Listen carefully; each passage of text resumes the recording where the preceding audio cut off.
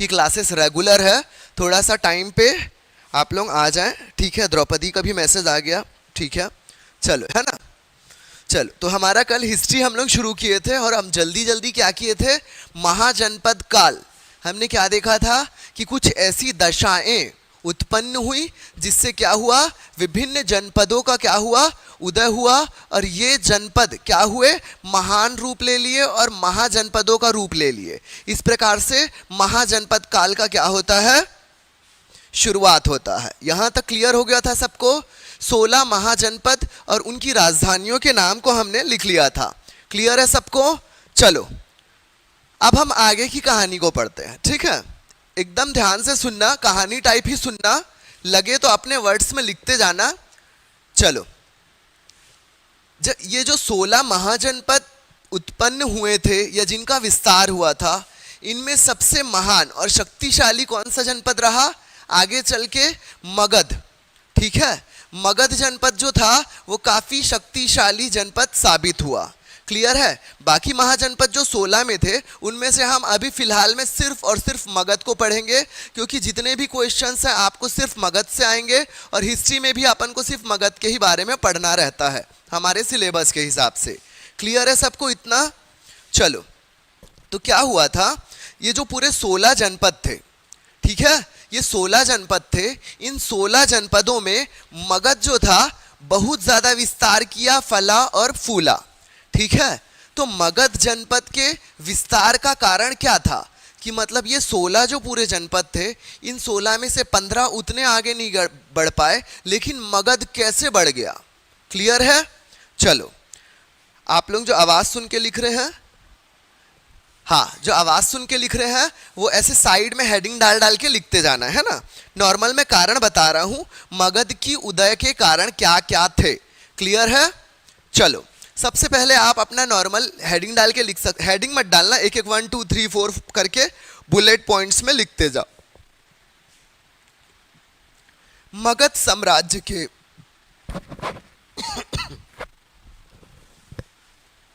मगध साम्राज्य के उदय के कारण, ठीक है, मगध साम्राज्य के उदय के कारण। क्लियर है। तो पहला है शासक,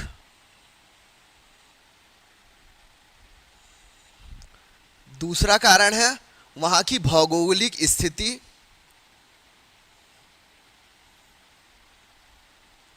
बस आप हेडिंग वाले पॉइंट को लिख लो, बाकी मैं उसको समझाऊंगा, आपको लगे अपने वर्ड्स में लिखना है तो लिख लेना, ठीक है।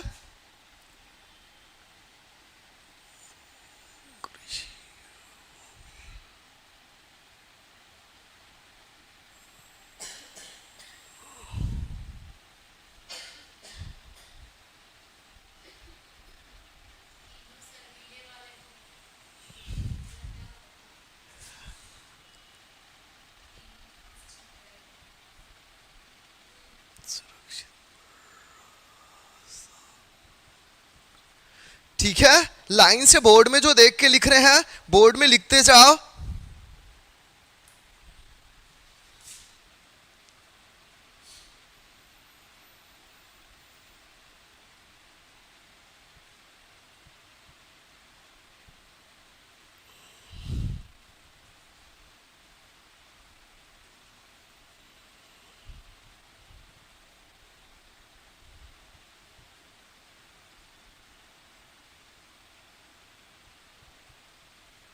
ठीक है।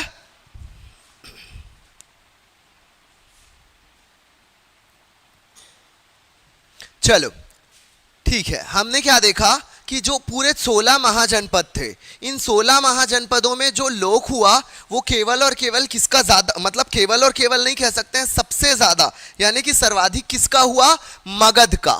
ठीक है, मगध का, हम मगध के बारे में पढ़ रहे हैं, मगध का हुआ। ठीक है, तो उसके विस्तार का कारण क्या था, उसके विस्तार का या उसके उदय का कारण क्या था। ठीक है, तो सबसे पहला कारण उसका ये बोलते हैं कि वहां के शासक, ठीक है, एक बार फिर से देख लेना, उसके उदय के महत्वपूर्ण कारणों में सबसे पहला कारण था वहां के शासक। क्लियर हो गया। बिंदुसार, कालाशोक, अजातशत्रु जैसे महान शासक हुए जिन्होंने एक शासन की बागडोर को संभाल कर रखा और जनता को क्या किया, एक सूत्र में बांध के रखा। ये एक महत्वपूर्ण कारण क्या था, मगध के उदय का। पहला कारण समझ में आ गया, शासक वाला सबको आ गया। पहला वाला कारण समझ में कि वहां पे महत्वपूर्ण शासक हुए, ठीक है। उदयन, अजातशत्रु, बिंदुसार ऐसे महत्वपूर्ण शासक हुए जिन्होंने वहां की जनता की सुरक्षा की और उन्हें एक सूत्र में बांध कर रखा। ये एक महत्वपूर्ण कारण साबित हुआ मगध के उदय का। क्लियर हो गया। दूसरा कारण बोलते हैं वहां की भौगोलिक स्थिति, ठीक है। वहां की भौगोलिक स्थिति, भौगोलिक स्थिति वह थी कि मगध एक ऐसे जगह में स्थित था जिसके एक तरफ नदी भी थी, एक तरफ जंगल था, समूचा क्या था, एक पठारीय क्षेत्र था जहां पे रहने लायक एरिया था। तो नदी नाले से उनको क्या मिल रहा था, पानी भी मिल रहा था, उनको सारी चीज मिल रही थी। और जंगल से उनको घोड़े और हाथी प्राप्त हो जाते थे, जो उनको क्या होता था, अपनी सेना में और उनको ट्रेंड करके रखने में आसानी होती थी। तो भौगोलिक परिस्थिति जो थी वो भी मगध के उदय में क्या हुआ, महत्वपूर्ण रोल साबित किया। दूसरा समझ में आ गया, भौगोलिक स्थिति क्या है। भौगोलिक स्थिति में क्या था, उसके पास पठार वाला एरिया आया, उसके बगल में नदियां मिली और उसके पीछे तरफ उसे जंगल मिल गया जहां से उसे आसानी से हाथी घोड़े प्राप्त हो जाते थे। तो ये एक महत्वपूर्ण भौगोलिक परिस्थिति थी जिसने मगध के उदय को और क्या किया, आगे बढ़ाया। तीसरा आता है कृषि भूमि और उपजाऊपन, ठीक है। वो नेचुरल तरीके से ही मगध वाला जो हिस्सा था वहां की भूमि क्या थी, उपजाऊ थी, ठीक है। तो वहां पे जो भी कृषि कार्य और वो किया जाता था वो अपने लेवल से ज्यादा ही होता था। तो एक प्राकृतिक कारण ये भी था कि वहां की भूमि जो थी उपजाऊ थी। ये भी मगध के निर्माण में क्या हुई, महत्वपूर्ण साबित हुई। उसके बाद था सुरक्षित राजधानियां, ठीक है। चौथा पॉइंट क्या है, सुरक्षित राजधानियां। तो मगध का जो शासक थे, मगध के जो शासक थे, उन्होंने अपनी राजधानी पहले राजगृह और पाटलिपुत्र, ये दो राजधानियां उनकी थी। दोनों ही राजधानी को क्या किया, समुचित दुर्गीकरण किया। समुचित दुर्गीकरण से तात्पर्य यह है कि राजगृह, पाटलिपुत्र और राजगृह, इनकी दो राजधानियां थी और दोनों ही सुरक्षित थी।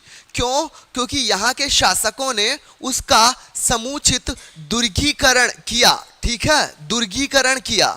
और यही एक रीजन था कि कोई शत्रु वहां तक पहुंच नहीं पा रहा था। तो यह भी एक रीजन हुआ कि मगध काफी आगे तक बढ़ता ही गया क्योंकि उसकी राजधानियां क्या थी, सुरक्षित थी। पांचवा कारण होता है उसका कुशल सैनिक संगठन। वहां पे एक कुशल सैनिक संगठन का नेतृत्व देखने को मिलता है मगध काल में, ठीक है। कुशल सैनिक संगठन देखने को मिलता है मगध काल में। और उसके बाद लास्ट वाला हमने देखा है लोहे का भरपूर प्रयोग, ठीक है। हमने देखा था उत्तर वैदिक काल जब था तो उत्तर वैदिक काल में लोहे का प्रयोग हो गया था।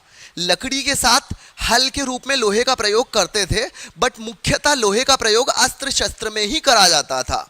लेकिन जब हम महाजनपद काल में प्रवेश किए, उत्तर वैदिक काल से परे जब हम महाजनपद काल में आए तो यहाँ पे क्या हुआ, लोहे का उपयोग भरपूर मात्रा में होने लगा। सबसे पहले अस्त्र शस्त्र का तो मतलब उसमें और वैरायटीज आई, उसमें और ज्यादा धारदार हथियार बनाने लगे और इस वजह से क्या हुआ, उनका सैनिक संगठन भी क्या हो गया, मजबूत हो गया। और लोहे का प्रयोग कृषि में हल और उसको जोतने और खुदाई करने में किया जाने लगा, जिससे क्या हुआ, लोहे के प्रयोग ने इस सभ्यता को और ज्यादा क्या हो गया, सुरक्षित कर दिया और उसे काफी आगे ले गया। यही 5 से 6 मुख्य कारण है जिसने मगध को काफी आगे तक ले गया और उन 15 महाजनपदों में मगध जो था एक अपने आप में सर्वोपरि रूप से ऊपर आ गया। क्लियर है सबको, यहां तक सबको क्लियर है। चलो अब लिख लो मगध साम्राज्य के राजवंश, ठीक है, मगध साम्राज्य के राजवंश। मैं बोर्ड में लिख रहा हूं,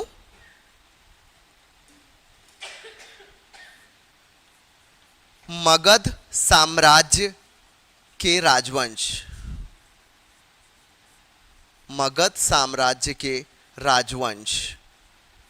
ठीक है, मगध साम्राज्य के राजवंश। आप हेडिंग डाल लो, हेडिंग डाल लो, मगध साम्राज्य के राजवंश।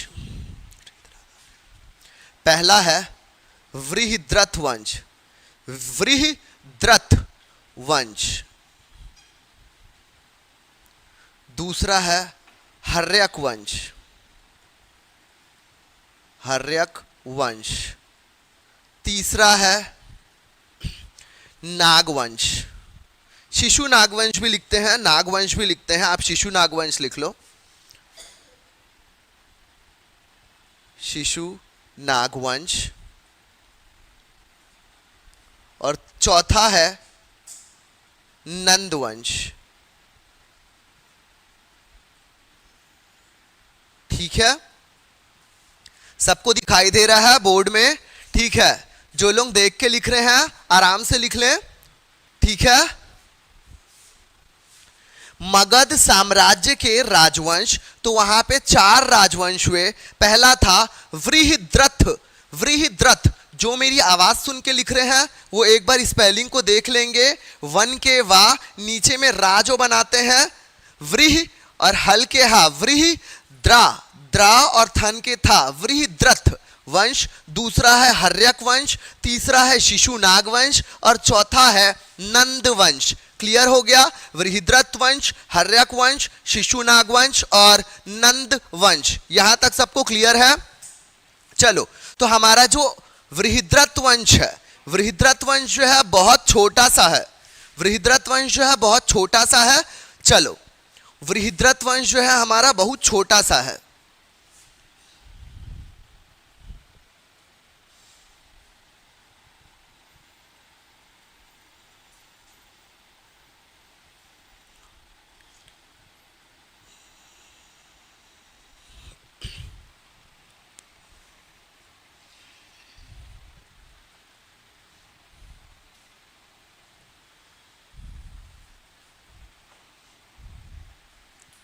चलो, है ना, वृहद्रथ।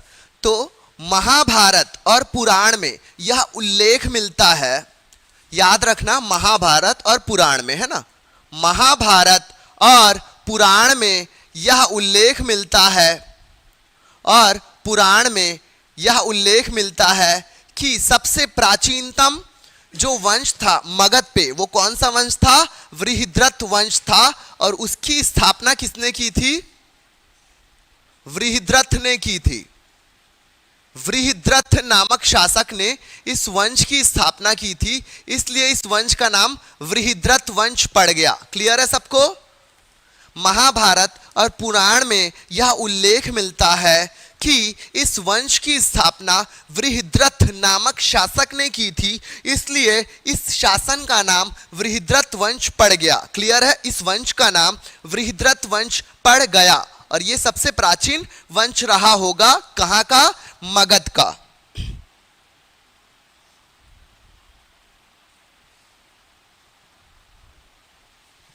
ठीक है, ये सबसे प्राचीन वंश रहा होगा किसका? मगध का। ठीक है, 6वीं शताब्दी, 6वीं शताब्दी के लगभग इसका अंत हुआ होगा, इस वंश का अंत हुआ, इस वंश का अंत हुआ, 6वीं शताब्दी में इस वंश का अंत हुआ।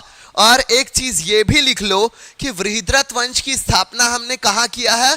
वृहद्रथ ने किया है। और इसका उल्लेख यानी हमको जानकारी मिलती है महाभारत और पुराण से। ठीक है, लेकिन बौद्ध ग्रंथ जो है, बौद्ध ग्रंथ जो है वो वृहद्रथ वंश का अस्तित्व नहीं मानता।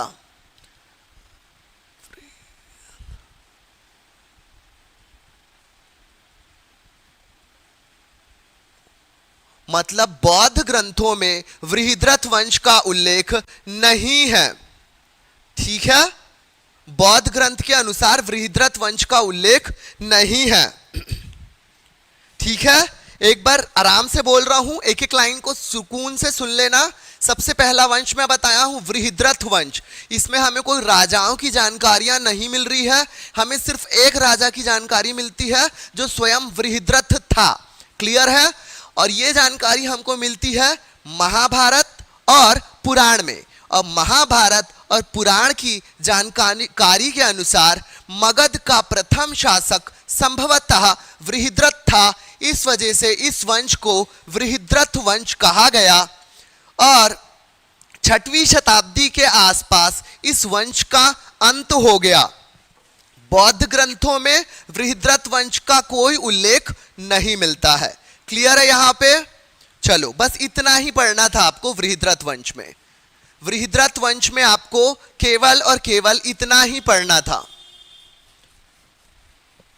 ठीक है? वृहद्रथ वंश में आपको केवल इतना ही पढ़ना था। स्क्रीनशॉट करोगे? स्क्रीनशॉट करोगे तो कर लो।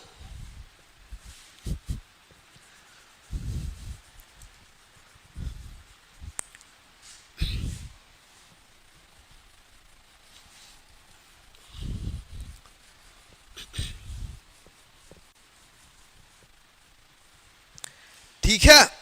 वृहद्रथ वंश के बाद हमारा वंश आता है कि हर्यक वंश, है ना? हेडिंग डाल लो, हर्यक वंश।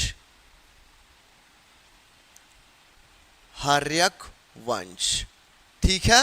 वृहद्रथ के बाद आता है हमारा हर्यक वंश। दूसरा वंश जो आता है वो है हर्यक वंश। ठीक है?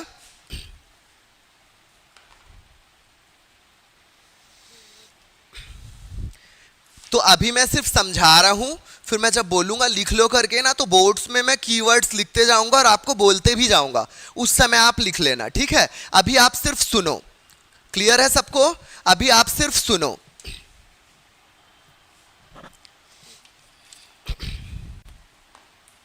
चलो, हर्यक वंश, है ना? हर्यक वंश की जो स्थापना थी 545 ईस्वी में किसने की? बिंबिसार ने की। क्लियर है? बिंबिसार ने की। हर्यक वंश की स्थापना किसने की? बिंबिसार ने 545 ईस्वी में किया। क्लियर है यहां पे? चलो, हर्यक वंश में हम 3 राजाओं के बारे में पढ़ेंगे, है ना? आप 3 राजाओं के बारे में नाम बस आप ध्यान रखना, बिंबिसार, अजातशत्रु और उदयन। बिंबिसार, अजातशत्रु और उदयन। क्लियर हो गया सबको? बिंबिसार, अजातशत्रु और उदयन, हम इन 3 राजाओं के बारे में पढ़ेंगे केवल। चलो, ठीक है? बिंबिसार, अजातशत्रु और उदयन, हम केवल इन 3 राजाओं के बारे में पढ़ रहे हैं। तो हर्यक वंश की स्थापना बिंबिसार ने की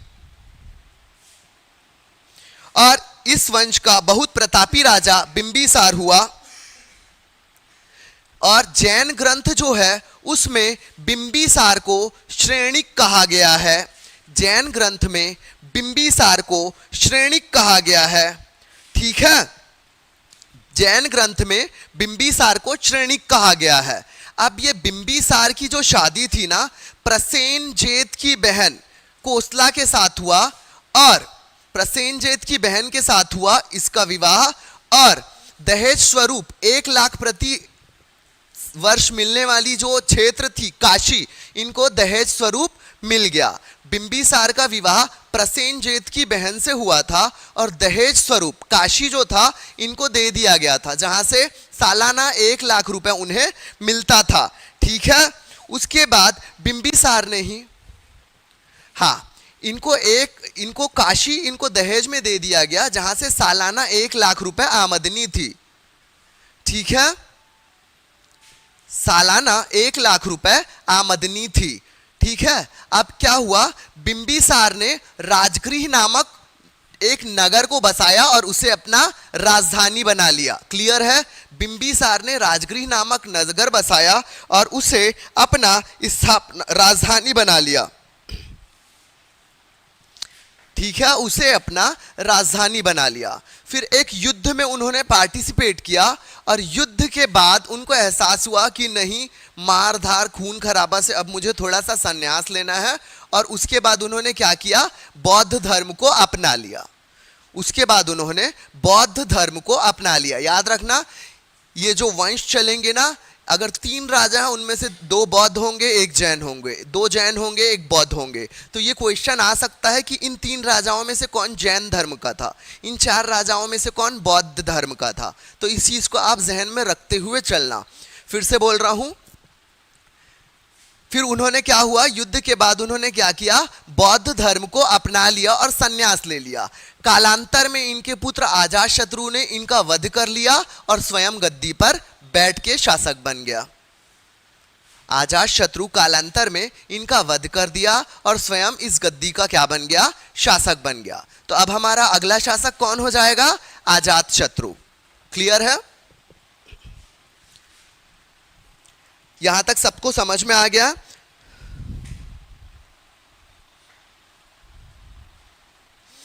चलो, अजातशत्रु जो था वो बहुत ही प्रतापी राजा था, ठीक है। इसने क्या किया, अपने राज्य के विस्तार करने की और दूसरे राज्यों पे अधिकार करने की नीति को क्या किया, अपनाया, ठीक है।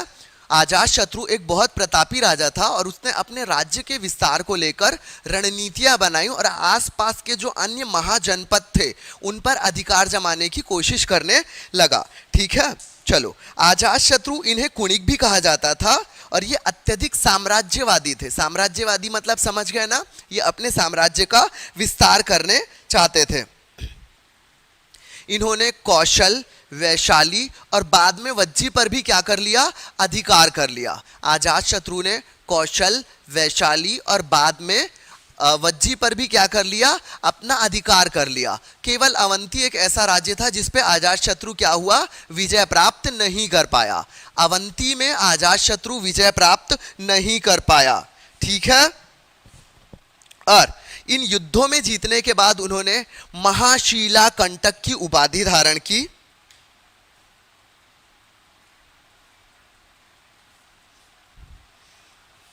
युद्ध से जीतने के बाद इन्होंने महाशीला कंटकधारी की उपाधि भी धारण की। और याद रखना, इनके टाइम में बौद्ध संगति भी होगा। संगीति मतलब बौद्ध सम्मेलन, इसको अपन जैन और बौद्ध दर्शन जब पढ़ेंगे उसमें ही पढ़ेंगे। अभी हम सिर्फ राजाओं को लेते हुए चलते हैं। इन्हीं के काल में बौद्ध संगीति होगा, अजातशत्रु के काल में, ठीक है। उसको हम जब बौद्ध धर्म पढ़ेंगे तो उसको एक टेबल फॉर्म में लिखेंगे ताकि याद करने में आसानी रहे। अभी यहां लिखा दूंगा ना तो आपको कंफ्यूजन रहेगा। क्लियर है सबको? चलो, उसके बाद आते हैं तीसरे उदयन पे। तीसरे आते हैं उदयन पे।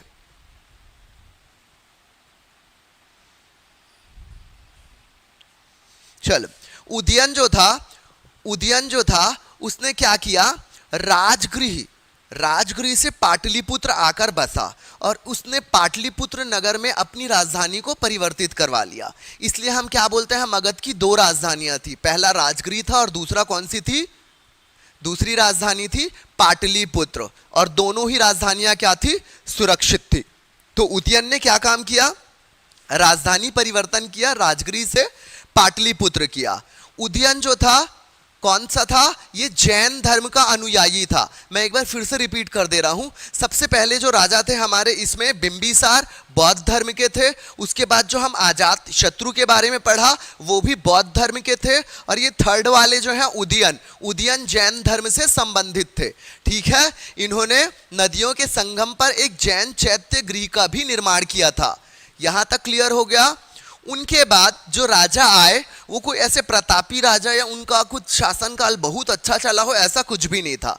इनमें 3 नाम आता है, अनिरुद्ध, मुंड, ये सारे। तो ये मिलके भी शासन किए तो ये ज्यादा देर तक नहीं आगे बढ़ पाए। और उसके बाद इस वंश का अंत कर दिया शिशुनाग वंश वाले ने और हर्यक वंश की जगह फिर क्या आ गया, शिशुनाग वंश आ गया। तो ये हमारी कहानी पूरी हो चुकी है। जो देख के लिख रहे हैं साइन लैंग्वेज के हिसाब से वो बोर्ड को देख के लिखते जाओ, और जो मेरी आवाज सुन के लिख रहे हैं वो पॉइंट टू पॉइंट में जो बोलूंगा उसको लिखते जाओ।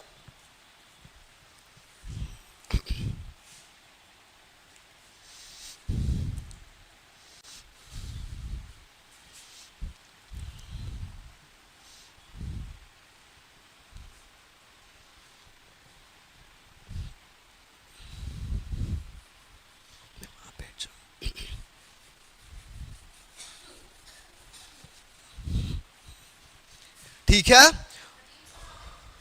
वापस अपन वापस हर्यक वंश में आ रहे हैं। हर्यक वंश को हमने नॉर्मल पढ़ लिया।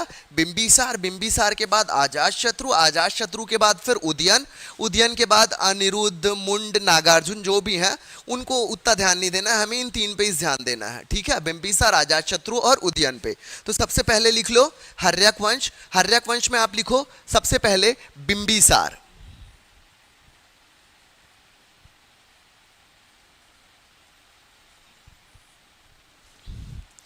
ठीक है, हर्यक वंश में आप सबसे पहले लिखे बिंबिसार, प्रतापी राजा था। आप इसमें पॉइंट डाल के जो मेरी आवाज सुन के लिखे हैं, बिंबिसार इस वंश का प्रतापी राजा था। बिंबिसार हर्यक वंश का प्रतापी राजा था। बिंबिसार हर्यक वंश का प्रतापी राजा था। इनका विवाह किससे हुआ था? प्रसेनजेत की बहन महाकोसला से। प्रसेनजेत की बहन महाकोसला से। बिंबिसार एक प्रतापी राजा था, किस वंश का? हर्यक वंश का। इनका विवाह प्रसेनजेत की बहन महाकोसला से हुआ था और इस विवाह के परिणाम स्वरूप 1 लाख सालाना वाली भूमि, 1 लाख सालाना प्राप्ति वाली भूमि कौन सी? काशी। कौन सी? काशी। दहेज स्वरूप बिंबिसार को प्राप्त हुआ। दहेज स्वरूप प्राप्त हुआ। दहेज स्वरूप बिंबिसार को प्राप्त हुआ। ठीक है, बिंबिसार प्रतापी राजा थे, विवाह प्रसेनजेत की बहन महाकोसला के साथ हुआ। 1 लाख सालाना प्राप्ति वाली भूमि काशी दहेज के रूप में उन्हें मिल गई थी। ठीक है, चौथा लिखो, इन्होंने राजगृह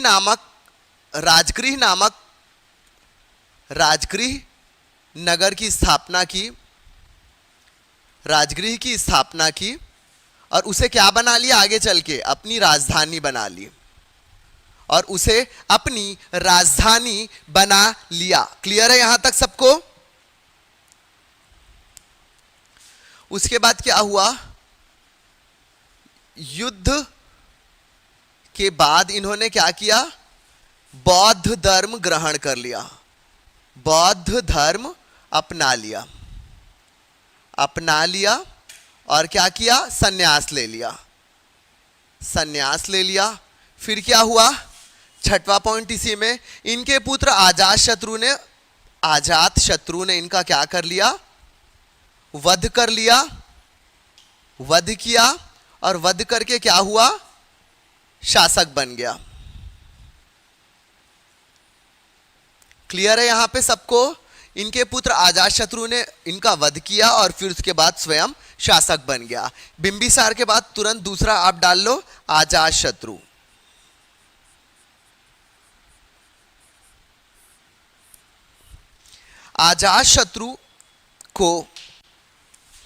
अजातशत्रु के अंदर इन्हें श्रेणिक कहा जाता था। याद रखना, इन्हें श्रेणिक कहा जाता था। ठीक है, अजातशत्रु को क्या कहा जाता था? कुणिक कहा जाता था।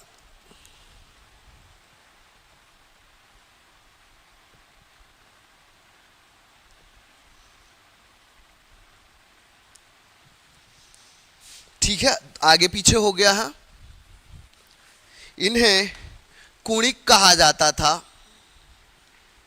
और श्रेणिक किन्हें कहा जाता था? प्रतापी राजा था और बिंबिसार को ही श्रेणिक भी कहा जाता था, है ना। एक बार फिर से देख लो, बिंबिसार में पहला पॉइंट है, ये बिंबिसार जो थे हर्यक वंश के प्रतापी राजा थे जिन्हें श्रेणिक कहा जाता था। विवाह प्रसेनजेत की बहन महाकोसला के साथ हुआ था और उनको दहेज के रूप में 1 लाख रुपए प्रति सालाना प्राप्ति वाली भूमि काशी को दे दिया गया था। इन्होंने वेल्लुवन नामक स्थान पे युद्ध किया और बौद्ध धर्म अपना लिया था। इन्होंने राजगृह की भी स्थापना की थी और उसे अपनी राजधानी बना ली थी। बाद में उनके पुत्र अजातशत्रु ने उनका वध किया और स्वयं गद्दी पर बैठ गया। ठीक है, अब हम आए अजातशत्रु पे। अजातशत्रु को क्या कहा जाता था? कुणिक कहा जाता था।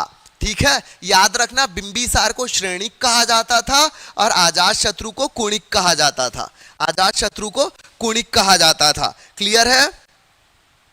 ठीक है,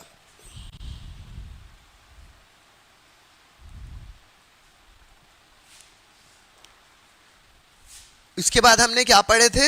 ये अत्यधिक साम्राज्यवादी था। ये अत्यधिक साम्राज्यवादी था। बोर्ड में देख के लिखते जाएं और जो आवाज सुन रहे हैं सुन के। ये अत्यधिक साम्राज्यवादी था। ये अत्यधिक साम्राज्यवादी था। इसके साथ साथ इन्होंने क्या किया था? कौशल एंड वैशाली पर क्या कर लिया था? पर अधिकार कर लिया और आगे चलकर वज्जी पर भी अधिकार कर लिया। वज्जी पर भी अधिकार कर लिया। आगे चल के वज्जी पर भी अधिकार कर लिया। और याद रखना, जो अजातशत्रु है वो अवंती राज्य को नहीं जीत पाया। अवंती राज्य को नहीं जीत पाया। अवंती राज्य नहीं जीत पाया। क्लियर है? अवंती राज्य नहीं जीत पाया। याद रखना, अजातशत्रु जो है कौशल, वैशाली और वज्जी पर तो अधिकार कर लिया, लेकिन उस कौशल, वैशाली, वज्जी पर तो अधिकार कर लिया, लेकिन उसने क्या है?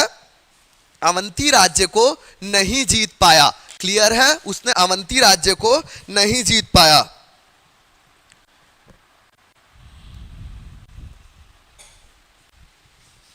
इसने युद्ध जो हुआ था, इस युद्ध में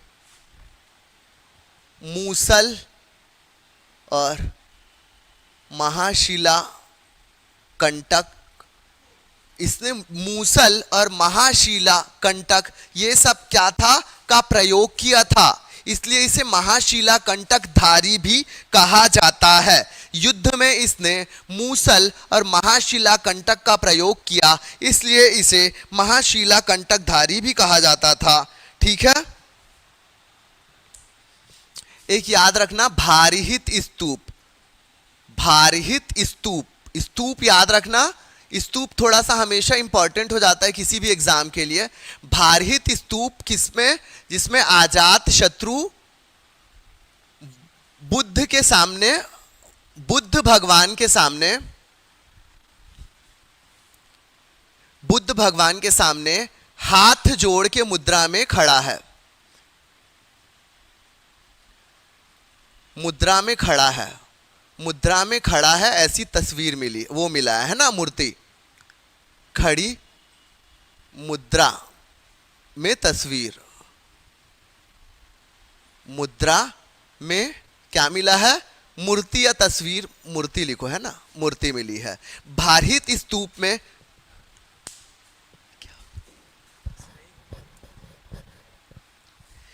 भारहित स्तूप में हमें अजातशत्रु बुद्ध के सामने हाथ जोड़ के खड़ी मुद्रा में एक मूर्ति के स्वरूप में हमें वो क्या चीज है?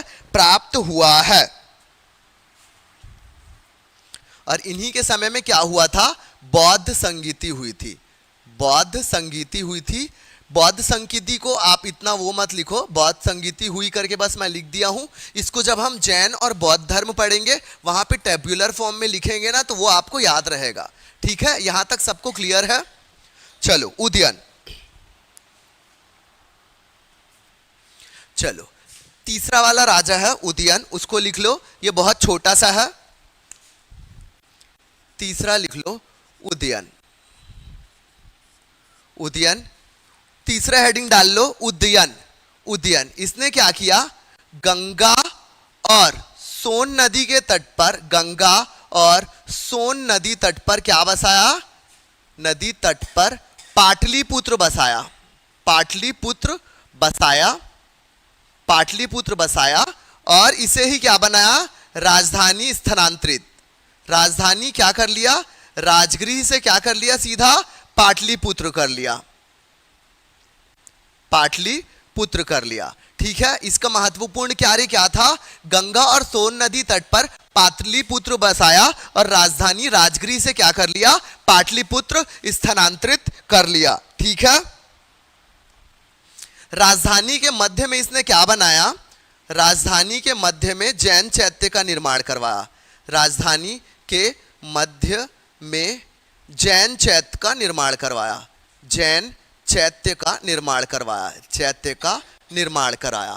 ठीक है, चलो अब एक चीज ध्यान लिखो, हर्यक वंश के ही अंदर आप लाइन से अगर चाहो तो तीनों राजाओं को एक छोटा सा बॉक्स बना के लिख लो। एक छोटा सा बॉक्स बना लो। पहला आप लिखोगे क्या? बिंबिसार।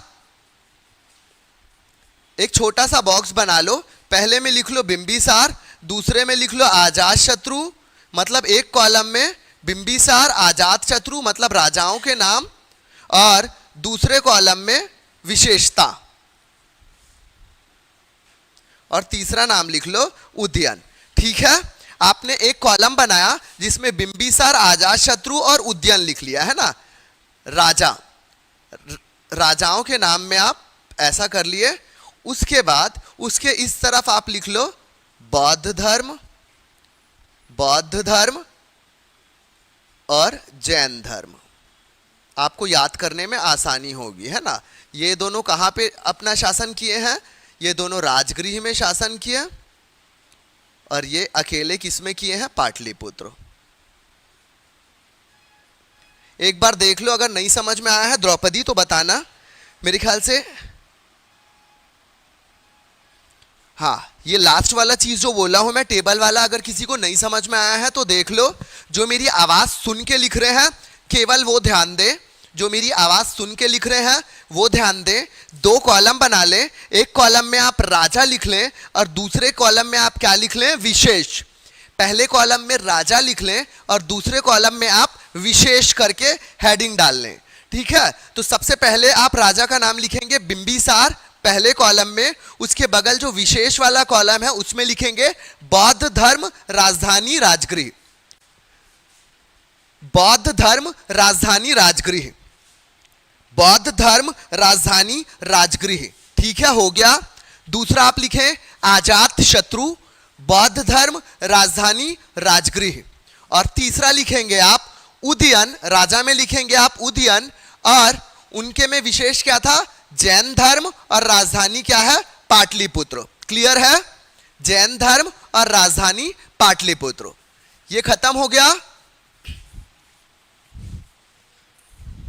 चलो, अगर फोटो खींचना है तो कर लो, मैं मिटा रहा।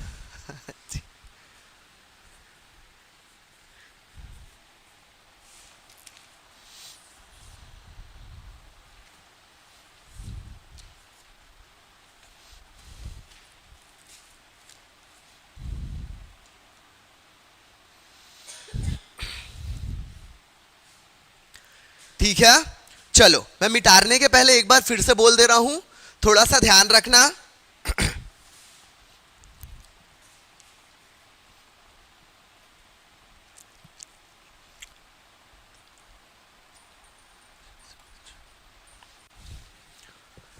इसको लिख लिए हो जैसे भी, अगर हो सकेगा तो मैं कुछ कुछ चीज जो है ईयर वाला मैं पीडीएफ बना के ग्रुप में डाल दूंगा, जिसमें केवल और केवल क्या रहेगा? बिंबिसार वंश 445 से 493 तक, फिर इससे से इतने तक, फिर 461 से 412 तक, 400 ऐसे करके जो है उसको टेबल में आप ऐड करते हुए चलना। क्लियर है? चलो, किसी का मैसेज आया, सर परीक्षा में किस प्रकार से प्रश्न पूछते हैं उसके बारे में भी बताइएगा अगर समय रहेगा तो। ठीक है चिराग, एक बार ये वाला चीज हो जाता है ना, जो प्राचीन भारत वाला खत्म होता है ना, प्राचीन भारत के बाद प्राचीन भारत के कौन कौन से पोर्शन से प्रश्न पूछा जाता है उसको एक बार डिटेल में बता देंगे। ठीक है, हालांकि मैं एक बार थोड़ा सा क्लास में किसी पिछली कक्षा में बताया हूं, एक बार फिर मैं आपको बता दूंगा। मगध वाले से अगर क्वेश्चन आएगा तो ये तीन राजाओं के बीच में से ही पूछता है कि किसने महाशिला कंटक का प्रयोग किया था, या किसने राजधानी राजगृह से पाटलिपुत्र परिवर्तित किया या स्थानांतरित किया था। क्लियर है? जैन और बौद्ध धर्म से क्वेश्चन आएगा प्राचीन भारत में।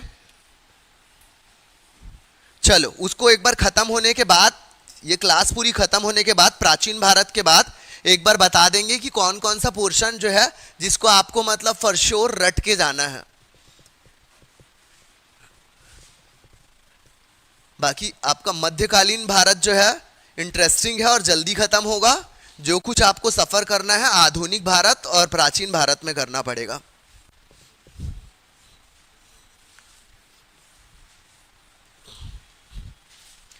ठीक है, चलो ये हो गया हमारा, ये हमारा 2 वंश खत्म हो गया। अब ये तीसरा हमारा है शिशु नाग वंश। ठीक है, सबसे पहले हमने क्या पढ़ा, वृहद्रथ वंश पढ़ा, दूसरा हमने क्या पढ़ा, हर्यक वंश पढ़ा, और तीसरा हम पढ़ रहे हैं शिशु नाग वंश।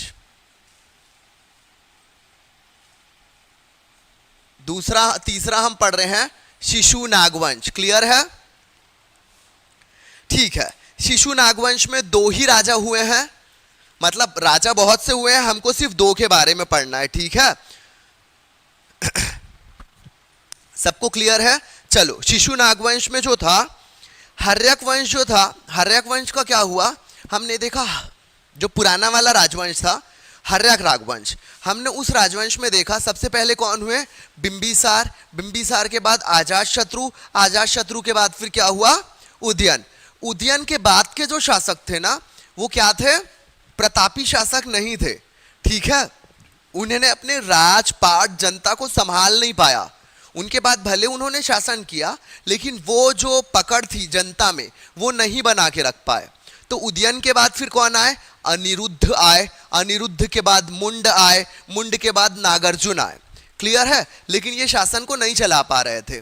तो क्या हुआ, एक जो वहां के कुछ लोग थे उन्होंने मिलके इस हर्यक वंश का विरोध किया और अपना नया शासक गद्दी पर बैठाया।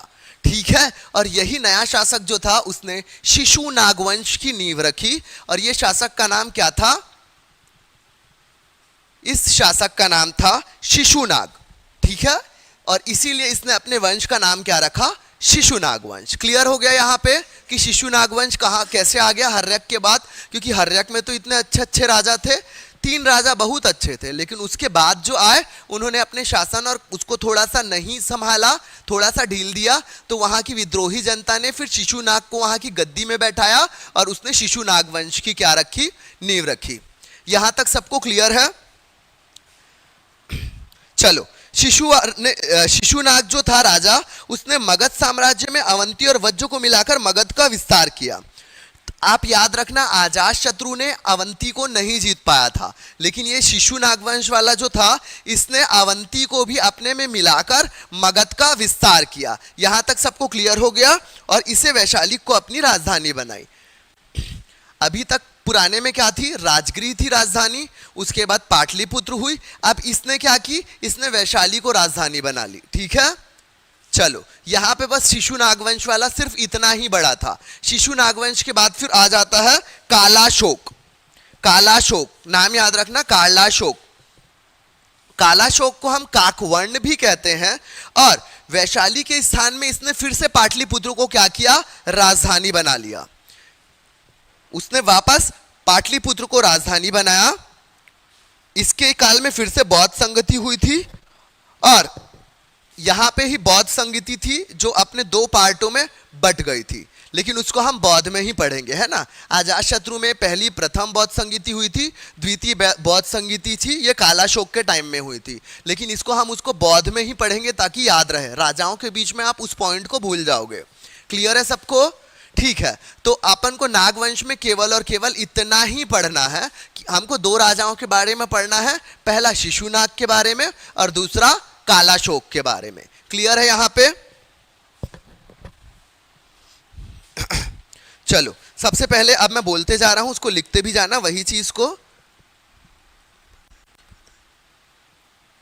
ठीक है ना। चलो, शिशु नागवंश में पहला लिख लो शिशु नागवंश, और इसके पहले राजा का नाम भी क्या रहेगा, शिशुनाग।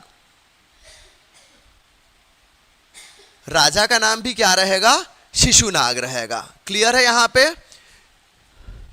हर्यक वंश के विरुद्ध, हर्यक लिखते जाओ, जो आवाज सुन के लिख रहे हैं, हर्यक वंश के विरुद्ध विद्रोही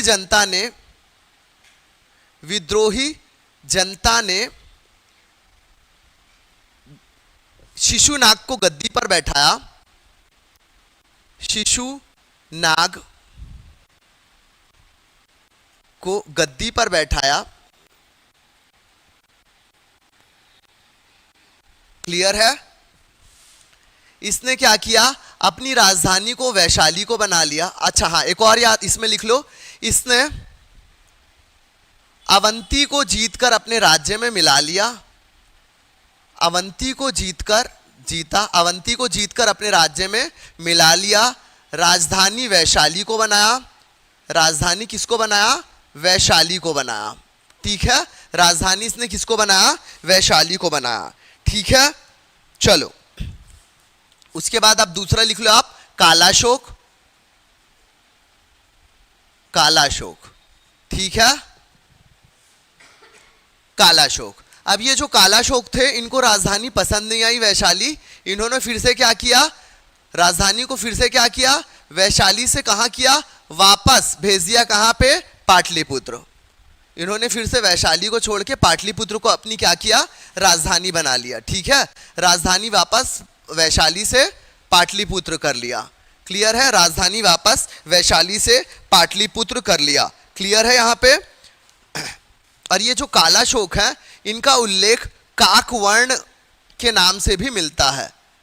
काकवर्ण, कालाशोक का उल्लेख काकवर्ण के नाम से भी है। कालाशोक का वर्णन काकवर्ण के नाम से भी मिलता है। और एक पॉइंट फिर से लिख लेना, यहां पे भी द्वितीय बौद्ध संगति हुई थी, बौद्ध संगीति हुई थी, लेकिन इसको हम क्या करेंगे? बौद्ध में ही पढ़ेंगे। ठीक है, यहाँ पे द्वितीय बौद्ध संगीति हुई थी, उसको हम बौद्ध में ही पढ़ेंगे, यहां नहीं पढ़ेंगे। क्लियर हो गया सबको? ठीक है, कालाशोक की मृत्यु के बाद फिर से मतलब जो शासक थे, 22 सालों तक उन्होंने क्या किया? शासन किया। 22 साल तक इन्होंने क्या किया? 22 साल तक शासन किया। 22 साल तक शासन किया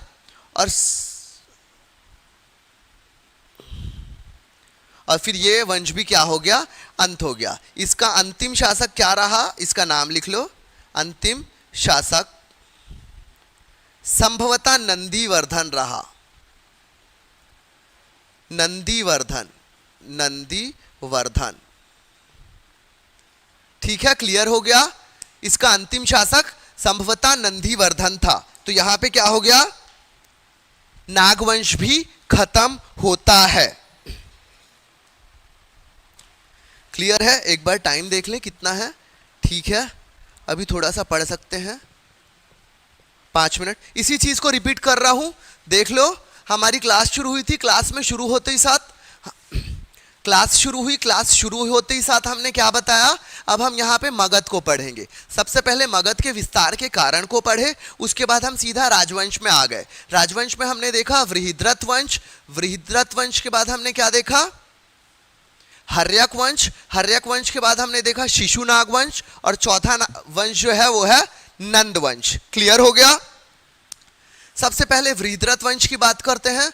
वृहद्रथ वंश में हमने देखा कि पुराण और महाभारत के अनुसार वृहद्रथ नामक एक व्यक्ति था जिसने इस वंश की नींव रखी, इसलिए इस वंश का नाम वृहद्रथ वंश रखा। बौद्ध ग्रंथ में इसकी कोई जानकारी नहीं मिलती है। यह वंश खत्म हो गया। क्लियर है सबको? सबको क्लियर? चलो दूसरा फिर हम आए, किस में आए? हम हर्यक वंश में। हर्यक वंश में आए तो हमने हर्यक वंश में क्या देखा? हमने 3 राजाओं को पढ़ा। सबसे पहला था बिंबिसार, अजातशत्रु और उदयन। ठीक है, हमने क्या देखा? बिंबिसार जो था वो प्रतापी राजा था, इसे श्रेणिक कहा जाता था। इसने क्या किया था? अपनी राजधानी किसको बनाया था? राजगृह को बनाया था। इसने राजगृह नामक नगर बसाया और उसे अपनी राजधानी बना लिया। इसका विवाह किससे हुआ? प्रसेनजेत की बहन महाकोसला के साथ हुआ, और दहेज स्वरूप 1 लाख रुपए सालाना मिलने वाला जो जगह थी काशी, वो उसे क्या हो गया? मिल गई। ठीक है, उसके बाद वेलुवर नामक स्थान में एक युद्ध हुआ। उसके बाद उसने क्या किया, बौद्ध धर्म ग्रहण कर लिया और संन्यास ले लिया, और संभवतः इसके पुत्र अजातशत्रु ने इसकी वध कर लिया, और वध करने के बाद अजातशत्रु क्या बन गया, शासक बन गया। यहाँ पे बिंबिसार का खत्म हुआ कार्यकाल। अजातशत्रु पे आते हैं। अजातशत्रु को क्या बोलते हैं, याद रखना, अजातशत्रु को कुणिक कहते हैं। कुणिक, कुणिक कहते हैं। ये भी बौद्ध धर्म का अनुयायी था।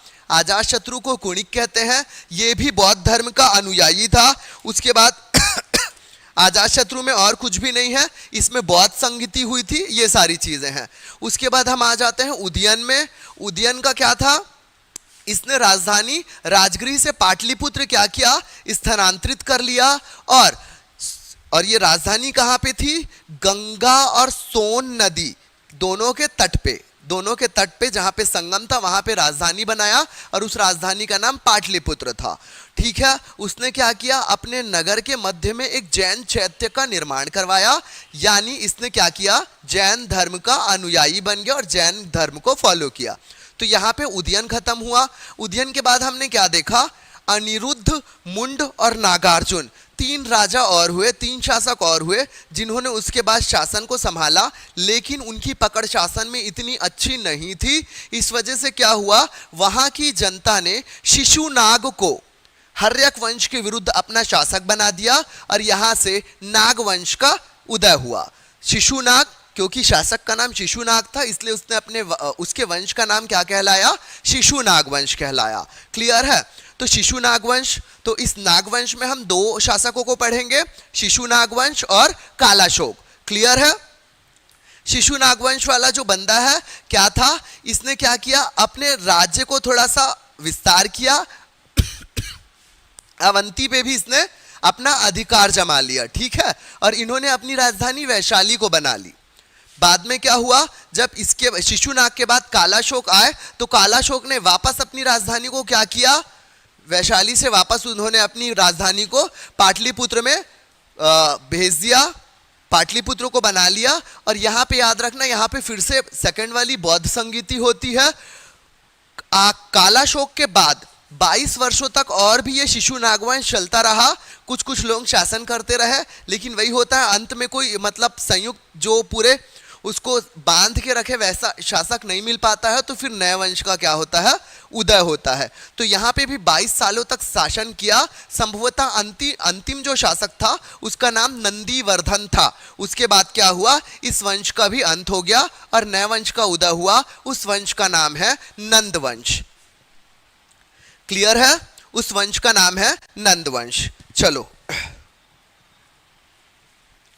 नंद वंश को भी लिखोगे, अभी सिर्फ सुन लो नंदवंश को। चलो, नंदवंश की नींव जो थी महापदम नंद ने रखी। नंदवंश की नींव महापदम नंद ने रखी, महापदम नंद ने रखी। ठीक है, महापदम नंद ने कालाशोक और उसके एक एक भाइयों की हत्या करवा दी। ठीक है, महापदम नंद ने कालाशोक और उसके एक एक भाइयों की और उसके पुत्रों का वध करा दिया। और ये जो महापदम नंद है वो नाई पुत्र समझे जाते थे। नाई पुत्र समझे जाने के कारण इनको इज्जत नहीं दिया जाता था और कई ग्रंथों में इन्हें शूद्र भी कहा गया है। याद रखना, महापदम नंद को नाई पुत्र समझे जाने के कारण उतनी इज्जत नहीं मिली और कई ग्रंथों में इन्हें शूद्र भी बताया गया है। क्लियर है। पुराणों में एक शत्रु, सर्वछत्रांतक और कई सारी इन्हें उपाधियां दी गई है। तो बस इतना ही महापदम नंद का है। दूसरा है फिर घनानंद। ठीक है, महापदम नंद के 8 पुत्रों में सबसे अंतिम पुत्र घनानंद था। ठीक है, घनानंद सिकंदर का समकालीन था। ग्रीक लेखों ने इसे अग्रलीज और जयद्रलीज कहा है। ठीक है, घनानंद का विनाश जो है चंद्रगुप्त मौर्य ने किया। घनानंद का विनाश चंद्रगुप्त मौर्य ने किया और इस प्रकार मगध साम्राज्य पर मौर्य शासकों का आधिपत्य हो गया। ठीक है, चलो, अगर ये इसको नंदवंश को लिख लेंगे तो आज हमारा मैक्सिमम जो है ये महाजनपद काल खत्म हो जाएगा, कुछ स्मरणीय तथ्य बचेंगे, उनको कल लिख के अपन तुरंत मौर्य शासन में चले जाएंगे। ठीक है, थोड़ा सा अपन को फास्ट लेना है क्योंकि 26 नवंबर को बीएससी की डेट आ जाएगी और उसका एग्जाम मान के चलो 11 फरवरी को होगा। इसलिए अपन को बड़े सब्जेक्ट जो है कॉन्स्टिट्यूशन, पॉलिटी, ये सब पे ध्यान देना है, जिससे 10 से 12 क्वेश्चन हर साल आते हैं। ठीक है, यानी कि 100 नंबर में 10 से 12 क्वेश्चन आ गए, मतलब 10 से 12%।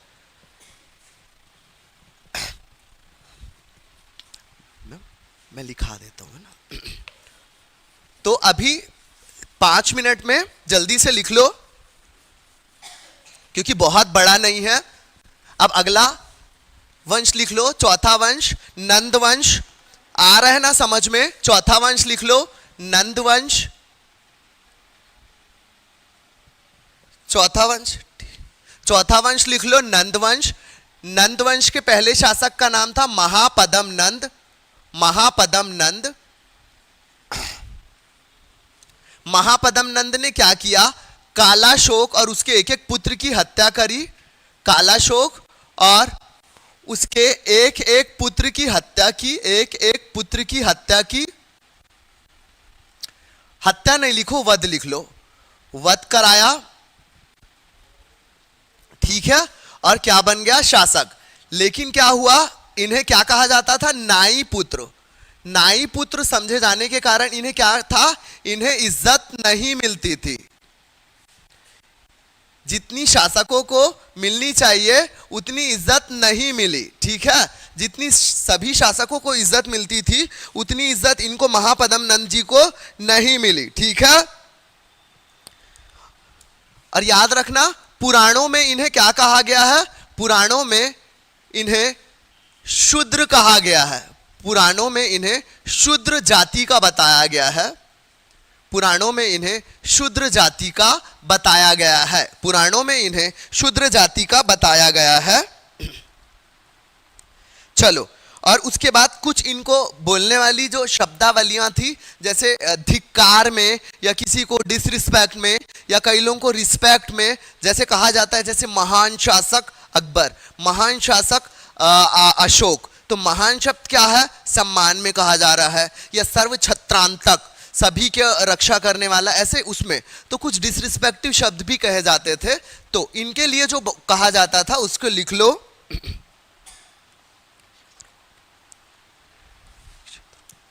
पुराणों में इन्हें एक शत्रु, पुराणों में इन्हें एक शत्रु कौमा अनिलधिंत शासक, अनिलधिंत शासक, शत्रु, अनिलधिंत शासक,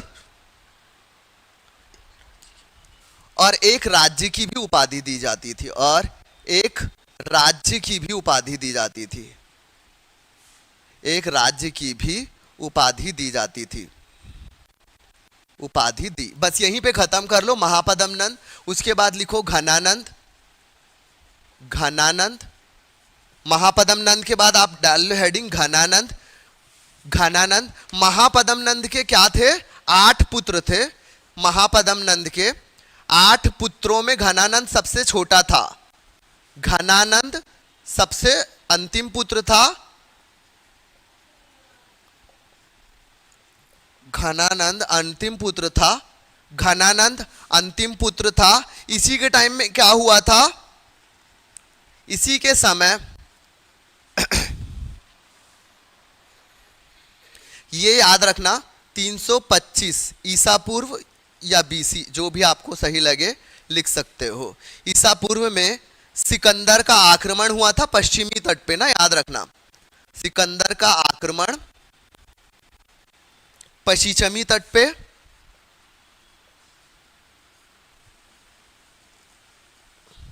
और घनानंद का नाश किसने किया था?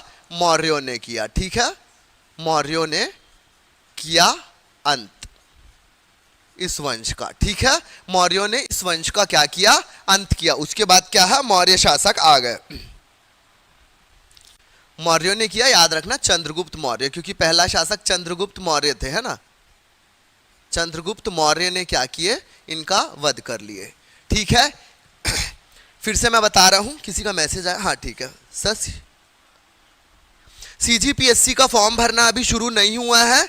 26 नवंबर 2023 को नोटिफिकेशन आएगा और फॉर्म भराना लगभग दिसंबर में शुरू होगा, जो कि जनवरी के प्रथम सप्ताह तक चलेगा, और परीक्षा 11 फरवरी को होगी।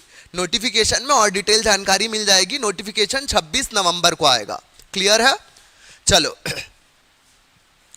हमने मगध को शुरू किया था। मगध को शुरू करके हमने 4 राजवंश देखे थे, ठीक है, वृहद्रथ वंश, हर्यक वंश, नागवंश, और लास्ट वाला क्या था, नंदवंश। नंदवंश में हमने फिर से 2 राजा देखे, महापद्म नंद और घनानंद, ठीक है। महापद्म नंद जो था नाई पुत्र समझा जाता था, इसलिए उसको इज्जत नहीं मिलती थी, और इसने कालाशोक और उसके एक पुत्र की हत्या करवा के शासन किया। उसके 8 बेटे थे। 8 बेटों में सबसे छोटा क्या था, घनानंद था, और घनानंद अंतिम पुत्र था और अंतिम शासक था, ये भी कह सकते हो इस वंश का। इसी के समय में 325 ईसा पूर्व, 325 याद रखना, में सिकंदर महान का आक्रमण हुआ था और मौर्यों ने घनानंद को हराया। मौर्यों में भी याद रखना चंद्रगुप्त मौर्य ने। इस प्रकार ये पूरी मगध सत्ता जो है उसका अंत हो गया। मौर्यों ने किया था अंत, चंद्रगुप्त मौर्य ने। इस प्रकार ये मगध का क्या हुआ, अंत हुआ, और मौर्य डायनेस्टी यानी कि मौर्य वंश जो है उसका उदय हुआ। क्लास का टाइम हो चुका है, अपन थोड़ा सा आगे जा चुके हैं, इसलिए क्लास को अभी तुरंत यहीं पे क्या कर रहे हैं, अपन डिसमिस कर रहे हैं। 2 मिनट से गुलनाज मैम की क्लास स्टार्ट हो जाएगी। आप लोग ऑनलाइन ही रहें, कहीं मत जाए। करेक्ट 2 से 3 मिनट में मैम की क्लास स्टार्ट हो जाएगी, ठीक है। कल इसमें स्मरणीय तथ्य पढ़ेंगे और अपन सीधा कहाँ पहुंच जाएंगे, मौर्य काल में। चलो सभी को गुड बाय। मैम अभी आ रहे हैं ना, आप ऑनलाइन रहें।